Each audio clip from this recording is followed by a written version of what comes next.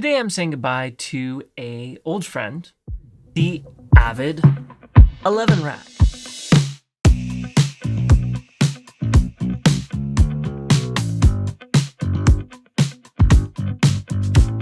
If you're unfamiliar with the Avid 11 Rack, it came out in 2009 or 2010, and it was kind of like an all-around workhorse for a guitar player getting into home recording.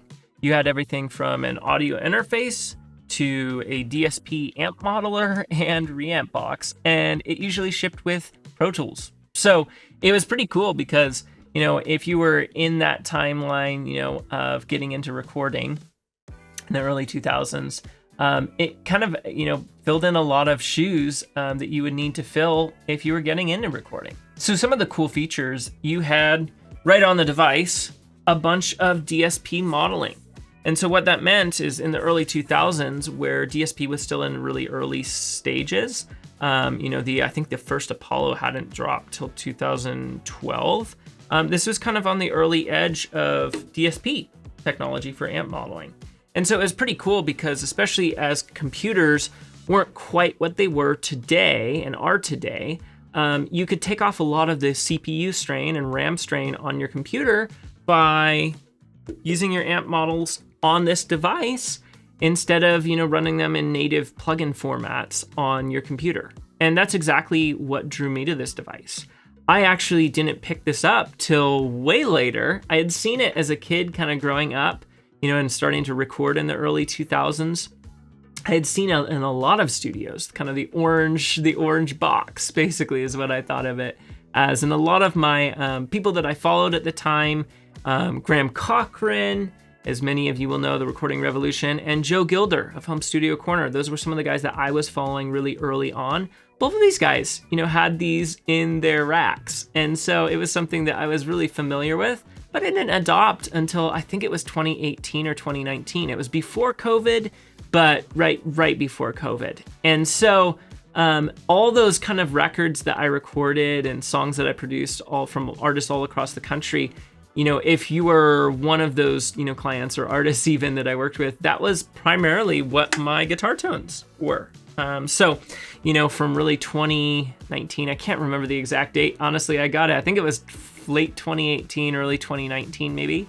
And from there on, really up till probably about 2022, I was using this device quite a bit. And the way I would kind of use it is I would connect it to my Apollo Twin, my original gen Apollo Twin that I had for years as my primary audio interface.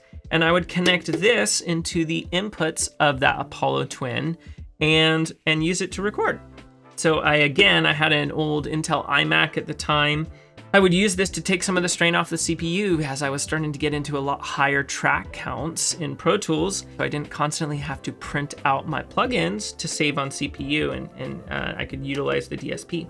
So it was a really cool device. I loved some of the amp models in here, and it had tons of really cool effects and allowed me to reamp if I wanted to too as well. So I could take, the wet signal here and record that into Pro Tools from, using all the kind of different effects and amp models. And then I could also take that and take the dry signal that it would record and print that out through an amp as well and record that back through an amp. So it was a really highly versatile box. I never used it, honestly, as an audio interface. I used it primarily standalone, technically speaking. I'll take that back. I technically used it in the sense that when I upgraded from my Apollo Twin and I, stopped using the workflow of just recording out of the outputs of this device straight into my Apollo Twin, I eventually upgraded during COVID to the Apollo X6. So it was just time to, upgrade the audio interface. I had been using that original Apollo Twin since, honestly, I think 2013 or 2014. So I was a really early kind of Apollo adopter. And so once I got my Apollo X6, it was so noticeable how different the conversion was between these two. It just didn't become viable kind of going forward after that.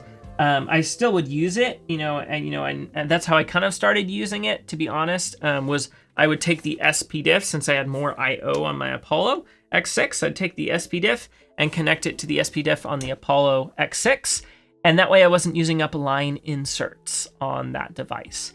And it worked, but there was no word clock on the 11 rack, which was unfortunate. And so there was definitely like a noticeable perceived timing kind of issue between the two devices, and because there was no word clock between them.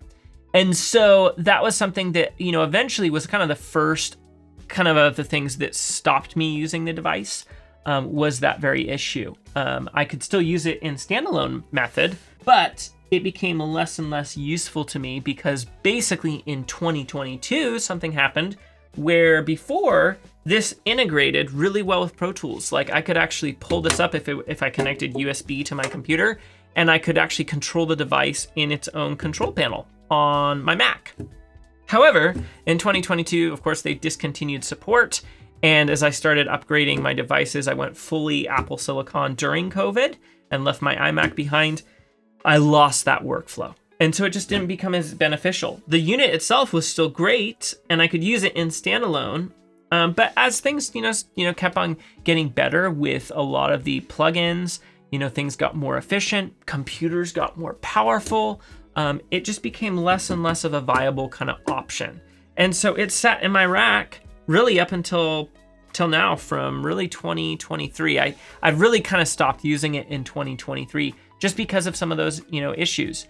It couldn't connect to the computer as an audio interface because of lack of support. The drivers just didn't function in the newer computers that I had. And again, my computers were just so much more powerful. I could utilize a lot more plugins and amp sims and really didn't have to print as often. And so that kind of answers kind of this question of, is it still super valuable or useful in 2025? And I think the answer to that question really depends on what you have in mind for using it. If you're using it fully standalone and not really planning on connecting it for full integration with a newer computer, it's great. Especially if you can get a good deal on it, it's pretty cool. It's definitely a lot better amp sims, in my opinion, than a lot of the early like Line 6 stuff. Where it tends to fall short is in new amp modelers. If you're forking out money for like a quad Cortex or even like a Line 6 Helix, a Line 6 Helix or Kemper, then it's probably gonna fall by the wayside. But I would assume, if you're gonna be spending that kind of money on a quad Cortex, this wouldn't even be an option in this price range anyways, because you can usually find these for fairly cheap, honestly. So that's something that I don't even think would be kind of consideration if you're looking in kind of that higher end kind of modeling demographic.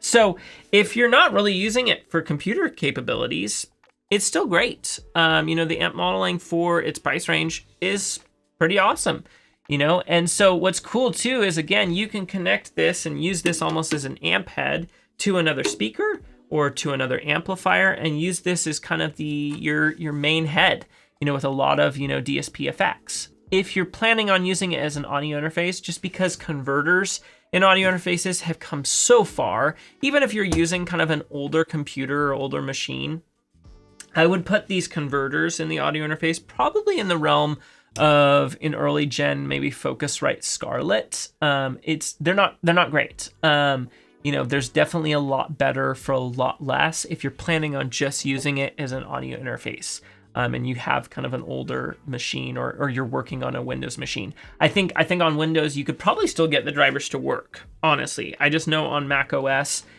even when I load the latest driver from like the end of 2022 or whenever they kind of discontinue drivers, it won't even like load up the software. So it has become a little bit obsolete in that workflow, but as a standalone, it's great. And so, goodbye, 11 rack. This is going to go to one of my students, actually, who will actually be able to make a ton of, use out of this because he's planning on just kind of connecting it to an amplifier. He doesn't use a ton of computer workflows and he doesn't do a ton of DAW work. And so for that, it's going to work great. And I'm happy that this will be able to see some use again, as I'm just not really using it in my workflows anymore. I've seen so many people recently, actually, the guys that I follow on YouTube actually putting out videos on this very recently. I had totally forgotten, about this unit, even though it just sits in my rack. So thought I'd do my own take on this. So hope you got something out of this. If you were kind of wondering, if it's still a good option, as they do still float around for sure. But that's it for me. I will see you in the next video.